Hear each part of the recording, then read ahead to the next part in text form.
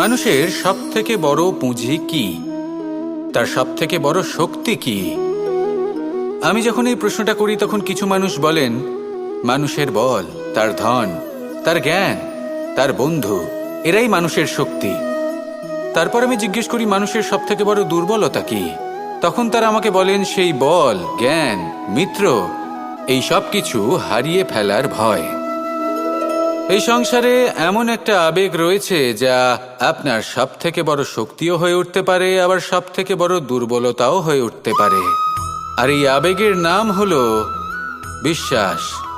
এই বিশ্বাস এতটাই শক্তিশালী যে সংসারের সবথেকে শক্তিশালী শিকলও একে বেঁধে রাখতে পারে না, সবথেকে উঁচু দেয়ালও একে বাধা দিতে পারে না।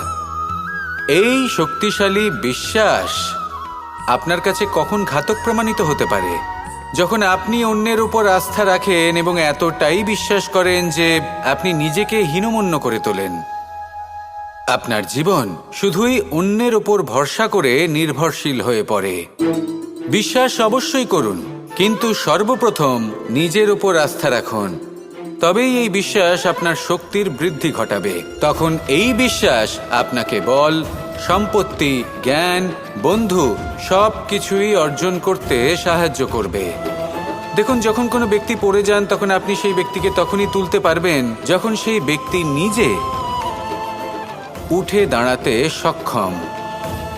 তাই কেউ আপনাকে যতই সাহায্য করুক না কেন, আপনি সেই কাজে তখনই সফল হতে পারবেন যখন আপনি নিজে চেষ্টা করবেন। তাহলে এটাই করুন আর আমার সাথে ভালোবেসে বলুন, রাধা রাধা। যখনই আমরা মহাদেবের কথা স্মরণ করি বা ওনাকে পুজো করি তখন আমরা বলে থাকি হর হর মহাদেব। কিন্তু এই গৌরব আরেকজন দেবীও লাভ করেছেন, দেবী গঙ্গা। যখন আমরা গঙ্গা নদীতে প্রবেশ করি সেই জলকে হাতে নিয়ে আমরা বলি হর হর গঙ্গা। ভেবে দেখুন, ভারতে এবং এই সংসারে এত সংখ্যক নদী রয়েছে, কিন্তু এই গৌরব, এই সম্মান, এই মহানুভবতা শুধুমাত্র দেবী গঙ্গাই লাভ করেছেন। এমন কেন? কারণ দেবী গঙ্গা যে স্থান থেকে প্রবাহিত হতে শুরু করেন সেই স্থান থেকেই এই সংসারের সিঞ্চন শুরু হয়ে থাকে। নিজের সঞ্জীবনী শক্তি দ্বারা উনি এই সংসারের মঙ্গল করেন। মানুষের অন্তরের সেই পাপ, নেতিবাচক বোধ, সেই মালিন্য উনি নিজের অন্তরে সমাহিত করেন, সেই মানুষের শুদ্ধিকরণ করেন, আর তার বদলে কিছুই চান না। ঠিক সেভাবেই আমাদের জীবনে এমন কিছু মানুষ আছেন, যদি আমরা তাদের সাহায্য করতে পারি, বিপদ থেকে বেরিয়ে আসার জন্য তাদের প্রেরণা যোগাতে পারি, ওনাদের শক্তি প্রদান করতে পারি, ওনাদের দুঃখ ও যন্ত্রণা আমরা হরণ করতে পারি, আর তার বদলে কিছুই না চাই, তাহলে আমরাও মহান হওয়ার পথে অগ্রসর হয়ে যেতে পারি। হয়তো সেই দিন সকলে আমাদের জয় জয়কার নাও করতে পারেন, কিন্তু সেই দিন আমরা হর হর মহাদেব, হর হর গঙ্গা এই দুই কথার সার অবশ্যই বুঝতে পারব। আসুন আর আমার সাথে ভালোবেসে বলুন, রাধা রাধা। রাজা দশরথ ছিলেন রঘুকুলের অত্যন্ত শ্রেষ্ঠ রাজা, কিন্তু একটা সমস্যা ছিল। অনেক অনেক চেষ্টা সত্ত্বেও, পুজো অর্চনা করা সত্ত্বেও ওনার কিছুতেই সন্তান লাভ হচ্ছিল না। প্রজারা চিন্তিত ছিলেন যে এর পরে কি হবে, এই রঘুবংশকে কে এগিয়ে নিয়ে যাবে। কিন্তু রাজা দশরথ এই চিন্তা থেকে মুক্ত ছিলেন, কারণ ওনার শ্রবণ কুমারের অন্ধ মাতা পিতার দেওয়া সেই অভিশাপের কথা মনে ছিল। যখন ভুলবশত রাজা দশরথের বাণ দ্বারা শ্রবণ কুমারের মৃত্যু হয়, তখন শ্রবণ কুমারের মাতা পিতা রাজা দশরথকে অভিশাপ দিয়েছিলেন যে তুমিও নিজেই এইভাবে নিজের সন্তানের বিয়োগে, দুঃখে, যন্ত্রণায় কাতর হয়ে মৃত্যু লাভ করবে। এটা ওনার মনে ছিল। উনি মনে করতেন যে এই অভিশাপ যখন উনি পেয়েছেন তখন তো অবশ্যই ফলবে। আমি আমার সন্তান বিয়োগে মৃত্যু লাভ করব, এর অর্থ হলো এটাই যে আমার সন্তান প্রাপ্তি হবে। সেই অভিশাপই ওনার জীবনে বরদান রূপে ফিরে এলো। যখন সঠিক সময় এলো তখন উনি 4 পুত্র লাভ করলেন, আর তারপর কি হলো সেটা আমরা সকলে জানি। এবার এর থেকে আমরা কি শিক্ষা লাভ করলাম? যে জীবনে এই সমস্যা, এই সংকট বা কঠিন পরিস্থিতি এসব তো আসতেই থাকবে। নিয়তিকে আমরা পাল্টে ফেলতে পারবো না। যেটা হবার সেটা অবশ্যই হবে। তাই যেটা হচ্ছে সেটা আনন্দের সাথে যাপন করলে কেমন হয়? প্রত্যেক সমস্যার মধ্যে কোথাও না কোথাও আনন্দ আছে। সেই আনন্দ খুঁজে বের করতে চেষ্টা করুন। সমস্যার মধ্যে থেকে আনন্দটা খুঁজে নিয়ে সেটাকে মনে ধরে রাখুন, এই আনন্দের সাথে অগ্রসর হন আর এই আনন্দ সহকারে বলুন, রাধা রাধা। এই সংসারে প্রত্যেক মানুষ এটাই চান যে তিনি যেন ধনবান হন, আর্থিক অবস্থা তার ভালো থাকে, ওনার বাড়িতে লক্ষ্মীর আগমন হয়। কিন্তু সেটা হবে কি করে, সেটাই হলো প্রশ্ন।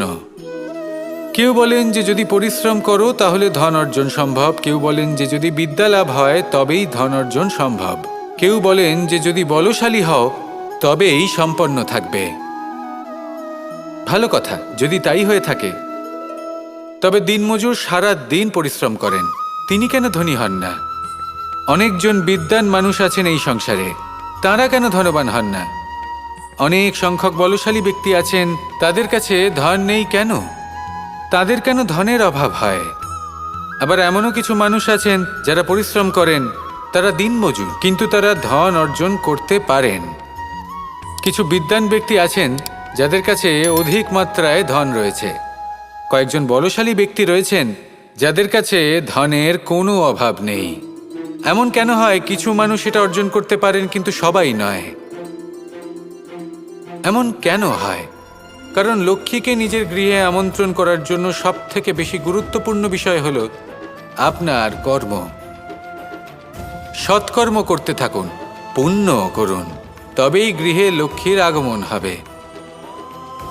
লক্ষ্মীর অনেক নামের মধ্যে একটি নাম হলো পুণ্য। তাহলে আগে এই পুণ্য অর্জন করুন, তবেই আপনি ধন অর্জন করতে পারবেন, তবেই লক্ষ্মী আপনার গৃহে আগমন করবে। আসুন আমার সাথে ভালোবেসে বলুন, রাধা রাধা। আপনি কখনো কোনো বাহনকে দেখে থাকবেন, তার অনেকগুলো ভাগ রয়েছে, ভিন্ন ভিন্ন ভাগ, যেটা একসাথে কর্ম সম্পাদন করে।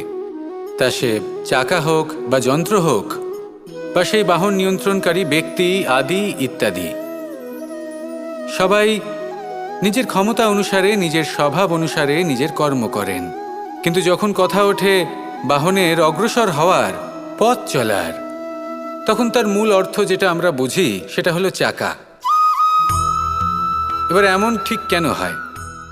কারণ চাকার স্বভাব হলো চলতে থাকা, সেই জন্য সে চলতে থাকে, তাই বাহনও চলতে থাকে। এবার সেটাই মানুষকে বুঝতে হবে নিজেদের সম্পর্কের বিষয়। অনেক সময় মানুষ ব্যথিত হয়ে পড়েন, ভাবেন আমাদের এই জীবনে সম্পর্কগুলো আমাদের ইচ্ছে অনুসারে চলে না। এবার এমনটা মানুষের কেন মনে হয়? এই কারণে মনে হয় কারণ সে সম্পর্কগুলো বুঝতেই পারে না। সম্পর্কগুলোর সাথে কিভাবে চলতে হবে, কিভাবে চলা উচিত, সেটাই সে বুঝে উঠতে পারে না। দেখুন, সম্পর্ক যখন তৈরি হয় তখন সেই ব্যক্তি যুক্ত হন, তাদের সাথে নিয়ে আপনি সামনে অগ্রসর হন। এমন কখনোই হবে না যে আপনি এগিয়ে চলেছেন আর আপনার সম্পর্ক আপনার পেছনে পেছনে আসছে। ঠিক যেভাবে বাহনের ক্ষেত্রে চাকার স্বভাব হলো চলতে থাকা, ঠিক সেভাবেই সম্পর্কের স্বভাব হলো সাথে থেকে অগ্রসর হওয়া। তাই এই সম্পর্কগুলোর সাথে যুক্ত থাকুন আর জীবনে অগ্রসর হতে থাকুন। এই সম্পর্কগুলি আপনার জীবন সুখে পরিপূর্ণ করে তুলবে। আর তখন এই মন সুপ্রসন্ন হয়ে বলবে, রাধা রাধা।